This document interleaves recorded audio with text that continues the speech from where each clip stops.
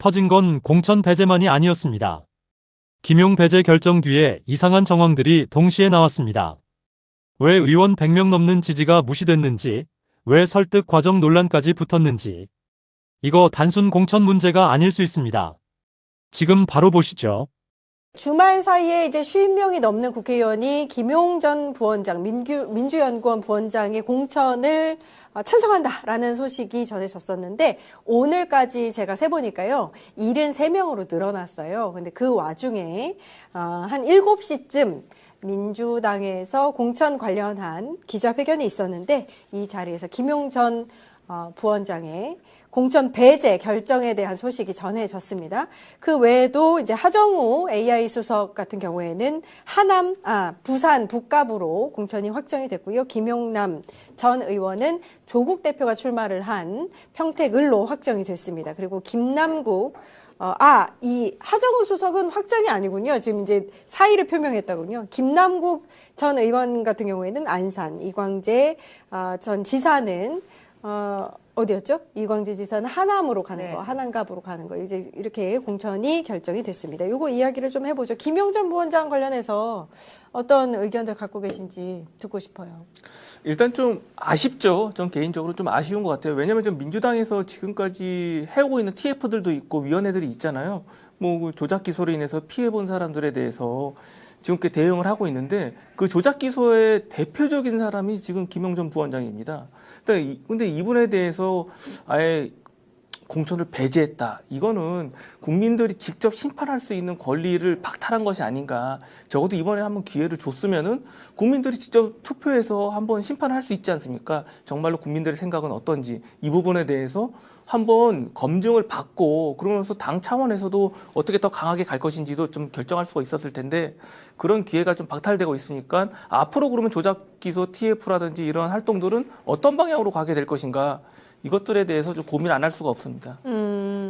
당에서 발표한 얘기를 보니까 김용 전 부원장과 관련해서는 검찰 조작 기소의 피해자이자 희생자, 당과 대통령을 위해서 했던 여러 가지 기여가 있다는 점에 대해서 많은 분들이 기회를 줘야 된다는 의견이 있었지만 당은 지방선거와 보궐선거 전체에 미치는 영향에 종합적으로 판단해서 공천하지 않는 게 적절하다고 판단을 했다.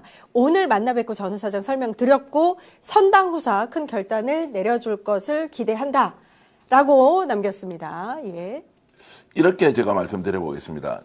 이제 권한을 가지고 있는 정청래 당대표 공천 안 줄 수도 있죠. 전국 선거에 영향이 있다라고 하는 것이 정말로 너무너무 이번 지방선거에 직접적으로 그것도 심대하게 영향을 미친다라고 할 경우에 이제 그 전제에 저는 전혀 동의하지 않습니다.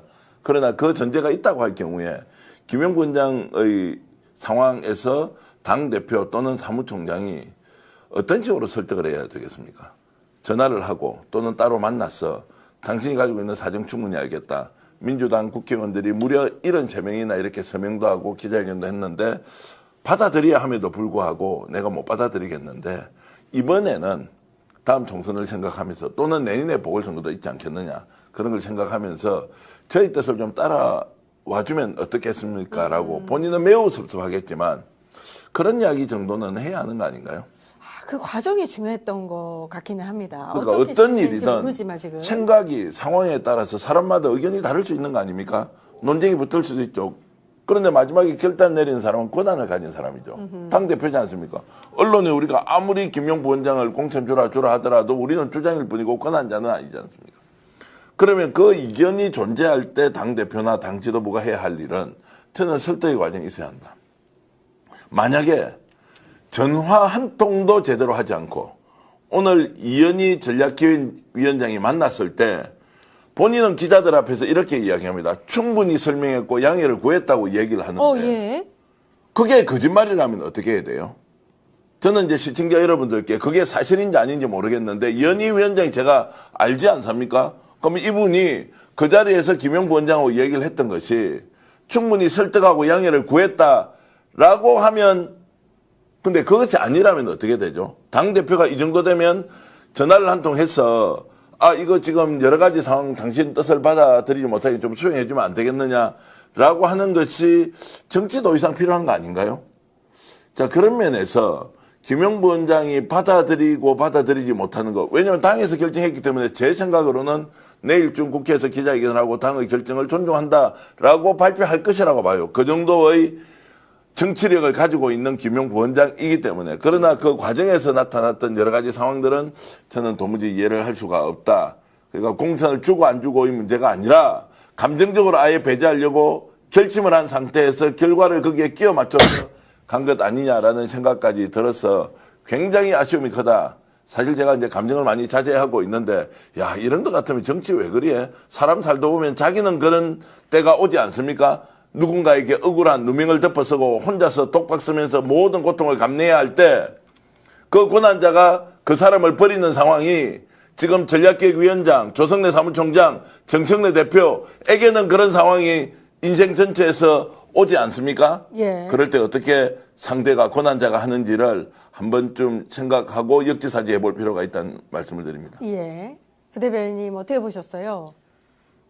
제가 또 당직에 있다 보니까 당의 결정에 대해서 제 개인적인 소견을 이야기를 하는 건 조금 부적절한 것 같고요. 저도 그 김용 부원장님이 출마를 간절히 바랬던 사람 중에 하나로서 이런 결정에 대해서 조금 안타깝고, 그 정치 검찰의 그 수사, 정치 검찰의 어떤 가장 큰 피해자 중에 한 분이시고, 그 억울함이 계속 지금 드러나고 있지 않습니까? 예. 여러 가지로 뭐 이렇게 반박된 증언들이 계속 나오고 있고, 예를 들어 철거업자의 발언이라던가 뭐 등등 나무게 계속 박힌 진술들 이런 것들이 계속 나오고 있는 과정에서 그 어떻게 보면은 출마의 자유와 어쨌든 그런 것들이 보장되어 있는 분입니다. 아무리 지금 대법원 파기환송 뭐 어떤 뭐든 결정이 아무것도 안 나고 해서 그런 감정은 제가 충분히 다 이해를 하고 너무 안타까운 마음이 들고요. 어쨌든 당에서는 이번에 김용 부원장님께 어쨌든 빚을 저는 진 거다라고 생각이 듭니다. 아, 빚을 졌다. 예, 그런 생각이 들고 예. 아마 고심이 깊었을 거라고 생각하고 있습니다. 아마 그렇기 때문에 결정을 계속 못했었고, 다양한 경로, 다양한 방식으로 많은 토론과 또 이런 고민의 시간이 깊었을 것 같은데, 아마 김용 부원장님께 매우 안타깝다 마음 드리고, 예, 좀 현명하게 좀 그 이후에 이렇게 좀 이렇게 상의나 어떤 이런 게 좀 됐으면 좋겠다는 마음. 예, 예. 근데 좀 아쉬워요. 저는 네. 개인적으로 뭐 그 방법이나 태도의 문제도 있지만 그 앞단의 문제, 과연 이게 전국 선거에 영향을 미칠까에 대한 문제에서도 부정적이라고 봤기 때문에 지금 배제한 거잖아요. 근데 우리가 몇 년 전에 조국 대표의 입장을 한번 보자고요. 그때 사안을 보면 그때도 유죄 상황이었어요. 2심까지. 유죄 상황에서도 비례대표를 출마를 했죠. 아. 창당까지 하고 출마를 했죠. 그런데 어떻게 결과가 나빴나요? 결과 괜찮았습니다. 그러니까 그거에 대해서는 국민들이 알아서 판단을 한단 말입니다. 근데 그런 부분에서 왜 어떤 이유로 지금 이게 전국 선거에 부정적으로 영향을 미칠 것이다. 그거는 저는 개인적으로 납득이 잘 되진 않아요. 그래서 그런 부분까지도 좀 국민들과 당원들에게 좀 설명을 좀 디테일하게 해줄 필요가 있겠다라고 저는 개인적으로 생각합니다. 그 이제 논리의 문제로 가겠습니다. 저는 아까 이제 감정의 문제로 말씀드렸고, 이제 논리 문제라면 오늘 그 지금 국민의힘의 장동영 대표가 뭐라고 얘기했냐면, 뭐 김용 부원장 공천 달라고 주장할 만하다.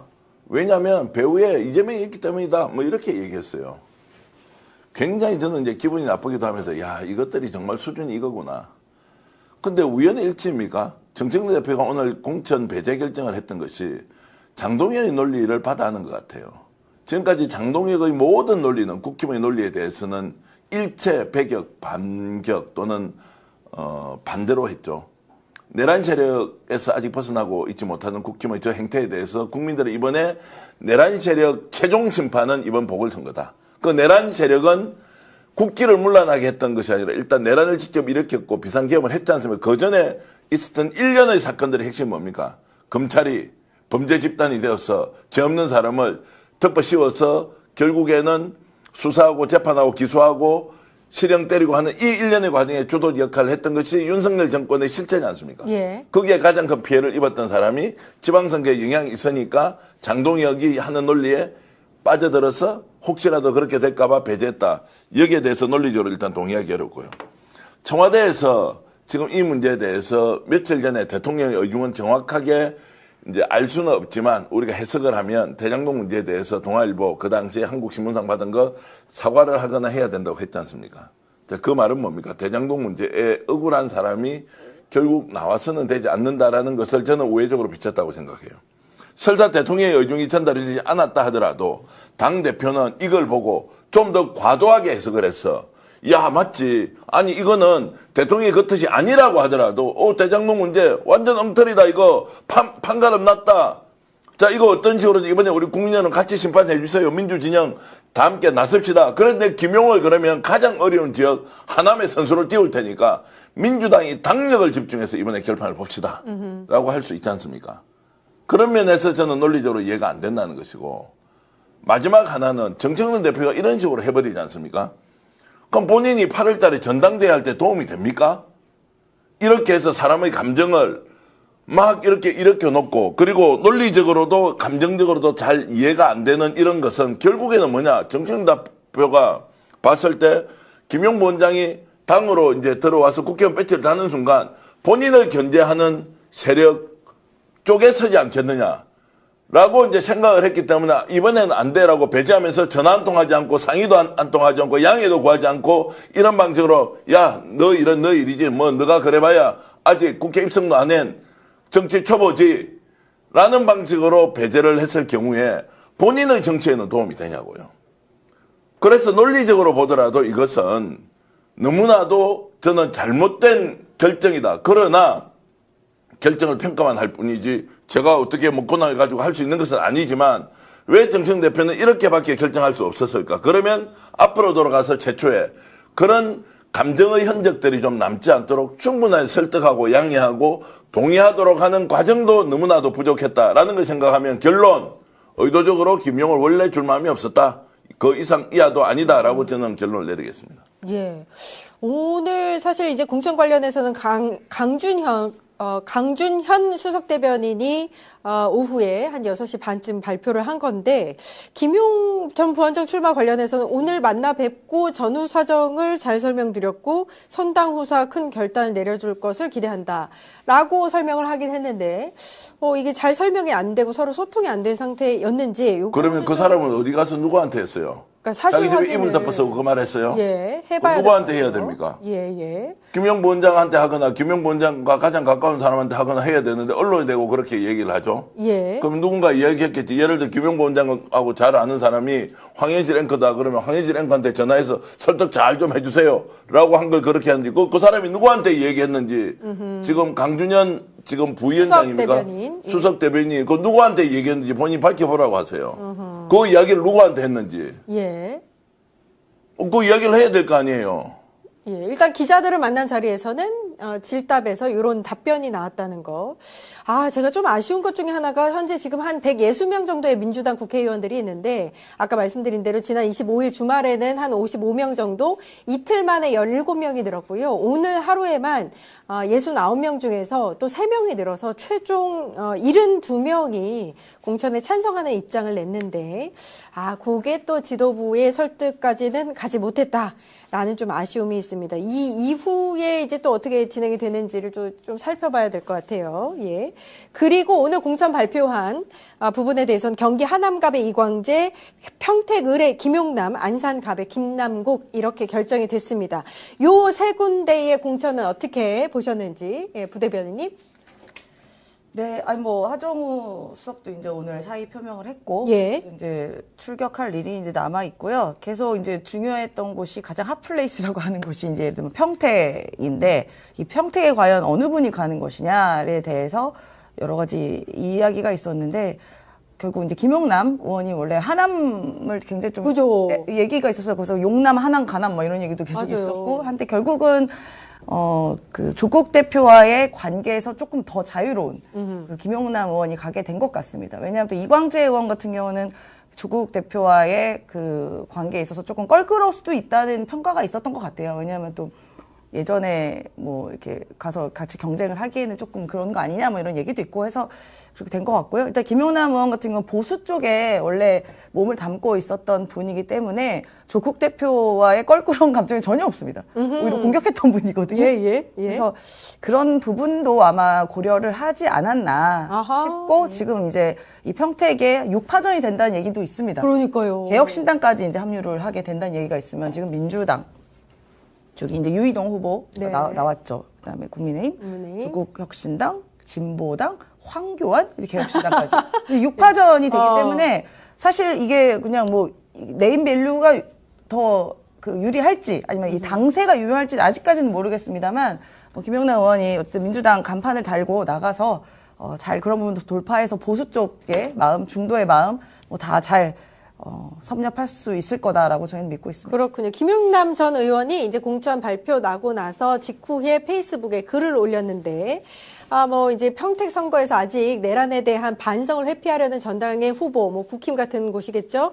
당선되는 일이 없도록 하고, 지난 대선과 여러 정책적인 사안에서 이어지던 범여권의 공조가 훼손되는 일이 없도록 앞서 출발하신 조국 후보님, 김재현 후보님과도 마음을 열고 대화하고 함께 고민하겠다. 약간 단일화 관련한 의지를 또 피력했습니다. 그렇죠. 이제 단일화가 좀 이루어져야 될 필요성은 있잖아요. 그런데 아무래도 조국 혁신당하고는 단일화가 이루어지긴 좀 어려워 보이고, 그럼 적어도 진보당과의 단일화는 어느 정도 좀 만들어내야 되거든요. 거기다가 또 카드를 잘 쓴 게 뭐냐면 김용남 보면 중도 보수 쪽이에요. 원래부터. 게다가 뉴이재명이라고 하는 새롭게 지금 민주당을 지지하고 있는 분들도 중도와 중도 보수 쪽에서 많이 넘어오셨거든요.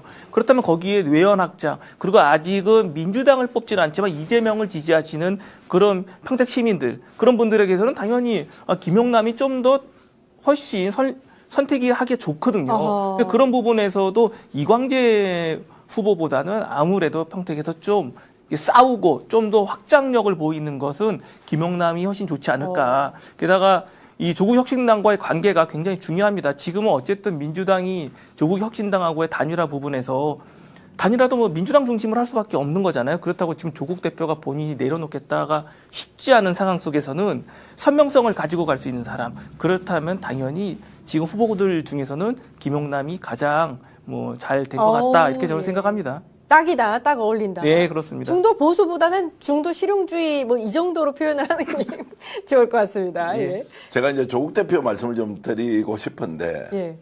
조국혁신당과 이제 민주당은 후보 단일화 해야 한다. 뭐 당이론적으로 다 동의하지 않습니까? 그러면 진보당과도 단일화한다. 울산은 뭐 민주당, 조국혁신당, 진보당 다 이제 후보 간에 단일화를 하겠다고 시민단체까지 나서서 합의를 한 울산시장이요. 상황인데, 예.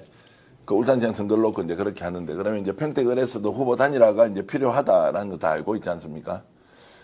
단일화를 저는 해내야 한다는 걸 넘어서서 단일화가 반드시 승리의 전제 조건이 될 것이라고 보고요. 그럼 어떤 방식의 단일화냐라고 하는 것은 수사하면 치열하게 이루어지겠지만, 김용남 후보, 조국 대표, 조국 그 후보나 그다음에 김재현 후보가 어떤 식으로든 단일화를 저는 해내야 한다라는 이제 생각이 좀 듭니다. 여기에서 조국혁신당을 말려 죽이겠다는 방식으로 갈 가능성이 느낌적인 느낌으로 좀 오지 않습니까? 말려 죽이겠다? 이 당 상태로 계속하면 이제 지지율 막 추이가 뭐 이렇게 아예 1등으로 하고 유이동 후보가 있다 하더라도 그쪽은 뒤로 처진 다음에 후보 단일화가 안 될 가능성도 있는데, 그때 저는 요즘 이제 조국혁신당의 처지가 아무리 상황이 이렇게 돼서 보리 흉년 상태에 빠져 있다고 하더라도 그 조국혁신당과 민주당이 원래 맺었던 약속이라는 게 있지 않습니까? 예. 거기에 대해서 저는 조국혁신당은 적극적으로 주장할 권리가 저는 있다고 생각하고요. 당대당 통합한다고 정청래 대표와 조국 대표가 협의하지 않았습니까? 이게 왜 깨졌습니까? 당원들의 반발로 정청래 대표가 물러서면서 했는데, 그러면 이번에 조국 대표가 저기에 출마하는 것과 민주당 후보의 출사표, 그리고 이제 단일화 과정에서는 이것은 각자 자기들이 알아서 할 몫이다라고 던져놓을 것이냐, 아니면 전략적으로 조국혁신당이 우당으로서 민주당이 꼭 필요하다라고 생각했을 때 어떤 전략을 세워서 양쪽이 합의하면서 단일화라는 성공적인 모델을 만들어낼 것이냐, 이것이 동시에 숙제로 있기 때문에 그냥 던져놓고 알아서 하라라는 방식보다는 당에서 훨씬 더 적극적으로 개입해서 조국혁신당은 조국혁신당대로, 민주당은 민주당대로 진보당은 진보당대로 단일화 논의를 좀 더 속도를 높여서 가야 한다는 생각입니다. 속도를 높여서 가야 한다. 예. 오늘 프레시안이 여론조사 전문업체 한국사회 여론연구소에 의뢰해서 여론조사 한 거를 보니까요. 25일에서 26일, 그러니까 어제와 엊그제 평택시 의뢰에 있는 유권자 대상 703명을 대상으로 했는데요. 조국 후보와 김용남 후보가 팽팽했어요. 조국 후보가 25.4, 김용 후보가 19.1, 뭐 유이동 이거 아니구나. 조국 후보가 지금 받아 적고 있었는데 죄송해요. 민주당 후보 조국 후보가 23.4, 김용남 후보가 21.4 이렇게 나왔거든요. 이게 오차 범위 내에서 맞아요. 지금 각축전인 건데 지금 저 여론조사는 아직 김용남 후보라고 상정하지 않고 나온 거잖아요. 예. 그러니까 오늘 저희가 발표를 한 거니까 예. 그러다 보면은 이제 요 차이는 이제 민주당 쪽이 조금 더 우세하게 바뀔 것이다라고 저는 또 생각이 들고 특히 또 이제 진보당 같은 경우에는 사실 진보당이 조직력이 엄청나게 대단합니다. 지금 한 1월부터 가서 지금 지역을 다지고 있는데 진보당 후보가 나오는 지역에는 쓰레기가 없다는 말이 나올 정도예요. 당원들이 쓰레기를 다 치고 다닙니다. 그러니까 그런 점에서도 굉장히 화력이 높은 당이기 때문에 그래요?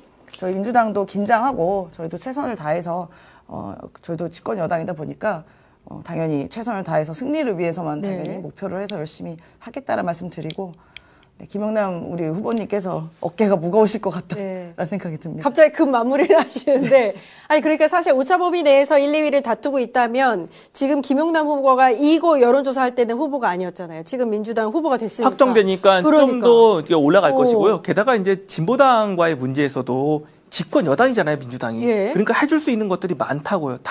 다양하게 풀어갈 수 있는 방법들이 있기 때문에 그것을 지도부가 어떻게 활용을 하고 협상을 할지가 가장 중요한 거죠. 그렇게 해서 진보당과의 먼저 만약에 물꼬를 터서 어느 정도 달려나가면 당연히 조국혁신당에는 더 쪼그라들 수밖에 없는 입장이거든요. 예. 그러면은 그 다음에 다시 또 서로 간에 또 단일화 문제가 나왔을 때에는 어떻게 또 할지 힘싸움이 또 벌어질 것이고 그런 것을 좀 지켜봐야죠. 다만 민주당 입장에서는 다른 당을 생각하는 것보다도 항상 민주당 중심이 돼야 되는 거라고 봐요. 그래서 집권 여당으로서 쓸 수 있는 카드가 많다. 그럼 어떻게 그 카드를 잘 활용할 것이냐는 이제 지도부의 몫이라고 생각합니다. 예.